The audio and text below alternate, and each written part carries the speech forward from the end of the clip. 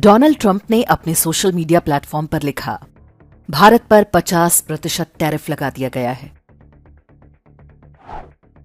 लेकिन आश्चर्य कि भारत घबराया नहीं। जब यूरोपियन यूनियन के साथ ऐसा ही हुआ था तो उसने विरोध किया था। जापान ने तत्काल बातचीत शुरू कर दी थी। चीन ने पलटवार करते हुए अमेरिकी सामानों पर शुल्क कई गुना कर दिया था। लेकिन भारत बिल्कुल शांत, कोई अफरा तफरी नहीं, रातों रात वॉशिंगटन जाने वाली कोई फ्लाइट नहीं, कोई आपातकालीन बैठकें नहीं। क्यों? नरेंद्र मोदी का अहंकार, अंधा राष्ट्रवाद या कुछ और जो बहुत गहरा है और हमें दिखाई नहीं दे रहा? वास्तव में इसके पीछे है 1 दशक से भी पुरानी एक योजना। मई 2014, साउथ ब्लॉक, दिल्ली। नए प्रधानमंत्री के साथ पहली ब्रीफिंग। एक महत्वपूर्ण अधिकारी ने बोलना आरंभ किया, सर, अगर भारत को भविष्य में महाशक्ति बनना है तो अमेरिका का दबाव झेलने के लिए तैयार रहना होगा। ट्रेड, टेक्नोलॉजी, तेल, सब पर दबाव आएगा। हमारा असली दुश्मन चीन, अमेरिका या कोई देश नहीं। हमारा असली दुश्मन है अन्य देशों पर हमारी निर्भरता। व्यापार पर अधिक शुल्क, प्रतिबंध, डॉलर का दबाव, रक्षा सौदों की शर्तें और भी बहुत कुछ। कमरे में सन्नाटा छा गया। प्रधानमंत्री ने पूछा, हल क्या है? उत्तर मिला, अगले कुछ वर्षों तक किसी भी जोखिम से दूरी बनाना होगा, चुपचाप अपना दबदबा बनाना होगा। अमेरिकी विरोध नहीं बल्कि भारत पक्षीय नीति अपनाना होगा। खाड़ी देशों और अफ्रीका से रिश्ता मजबूत करना होगा। साथ साथ में बैकअप सिस्टम बनाना होगा। अपने आसपास के समुद्री क्षेत्रों पर नियंत्रण मजबूत करना होगा। हम विश्व का सबसे बड़ा बाजार हैं। अपनी जनसंख्या को कमजोरी नहीं बल्कि शक्ति की तरह प्रयोग करना होगा। योजना बन गई और अगले 10 साल तक चलती रही, कदम दर कदम। वर्ष 2014 में मेक इन इंडिया की शुरुआत हुई। 2015 में कतर के साथ गैस समझौता नए सिरे से किया गया ताकि ऊर्जा की उपलब्धता संकट न बने। 2016 में यूपीआई लॉन्च किया। पैसों की लेनदेन में विदेशी माध्यमों पर निर्भरता समाप्त। दूसरे देशों को यूपीआई प्लेटफॉर्म पर लाने का काम शुरू। 2017 में जीएसटी से एक देश एक बाजार का लक्ष्य पूरा किया। 2018 में ईरान पर अमेरिकी प्रतिबंध से सबक लिया। भारत को वित्तीय रूप से सुरक्षित बनाने की रणनीति पर तेजी से काम शुरू हो गया। 2019 में नई इलेक्ट्रॉनिक्स नीति लागू। अब केवल असेंबलिंग नहीं करना है, तैयार प्रोडक्ट और पार्ट्स भी बनाना है। 2020 में प्रोडक्शन लिंक्ड इंसेंटिव या पीएलआई योजना शुरू ताकि कंपनियां भारत में मैन्युफैक्चरिंग करें। लगभग 2 लाख करोड़ का निवेश आया। पहला राफेल लड़ाकू विमान भारत पहुंचा। 2021 में स्ट्रेटेजिक पेट्रोलियम रिजर्व्स का विस्तार शुरू हुआ। कोविड के लॉकडाउन में जब कच्चे तेल का दाम जमीन पर आ गया, भारत भर भर के सस्ता तेल खरीद रहा था।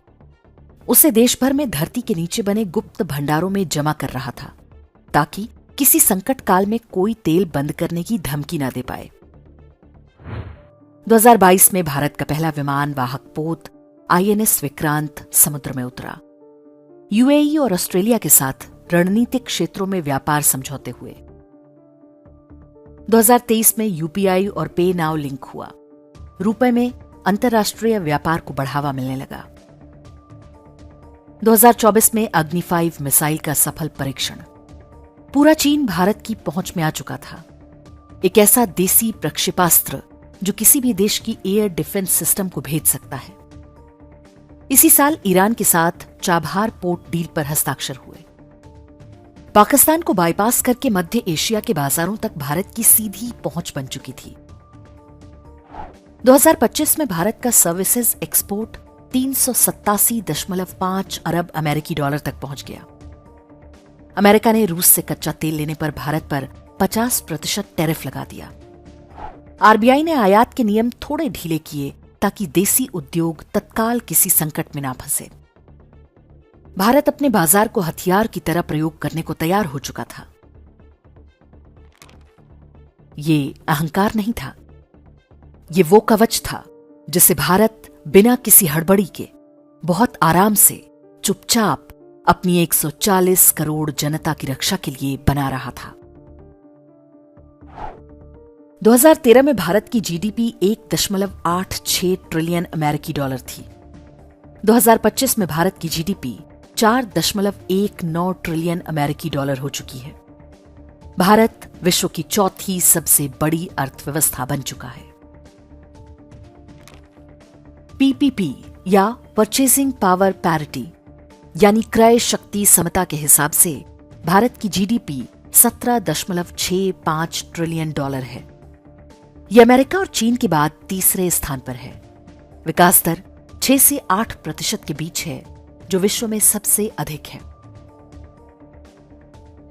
वर्ष 2014 के बाद भारत में 300 बिलियन डॉलर का विदेशी निवेश आया, जिसमें से 81 बिलियन डॉलर अकेले 2025 में आया। गरीबों की संख्या पहले की तुलना में आधी हो चुकी है। अर्थव्यवस्था स्थिर है। निवेशकों का भरोसा लगातार बना हुआ है। ये यात्रा इतनी भी सरल नहीं थी। एक भारतीय के रूप में हम सब ने इस लक्ष्य तक पहुंचने की कुछ न कुछ कीमत अवश्य दी है। पेट्रोल डीजल समेत कई वस्तुओं और सेवाओं के लिए अधिक मूल्य चुकाना पड़ा, बहुत टैक्स देना पड़ा, लेकिन वो सब जिसके लिए था वो यही है। और अब अमेरिका परेशान है। बात डोनाल्ड ट्रंप की नहीं, कोई भी राष्ट्रपति होता वो इसी तरह व्यवहार करता। अमेरिका और पश्चिमी ईसाई शक्तियां बेचैन हैं कि अब भारत में उनका कोई गुलाम गवर्नर नहीं बैठा है। अब यहां उनकी डोरियों से बंधी कठपुतलियां नहीं हैं।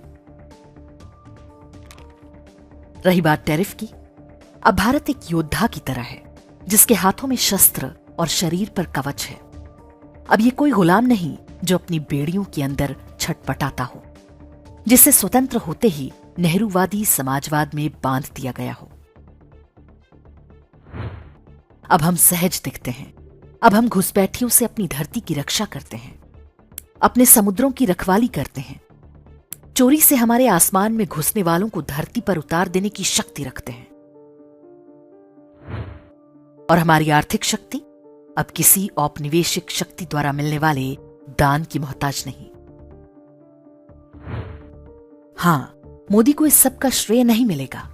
उनकी आलोचना होगी, उनका उपहास किया जाएगा। लेकिन बीत चुका वो कालखंड, उस कालखंड के कष्ट, वो सब उस भट्ठी की अग्नि थी जिसमें तपकर हमारी हजारों वर्ष पुरानी सभ्यता और भी निखर कर सामने आई है। मोदी तो निमित्त मात्र थे। और अब प्रश्न ये है, जब भारत झुकता नहीं, जब प्रतिबंध असर करते नहीं, तो षड्यंत्रकारी शक्तियां क्या करेंगी?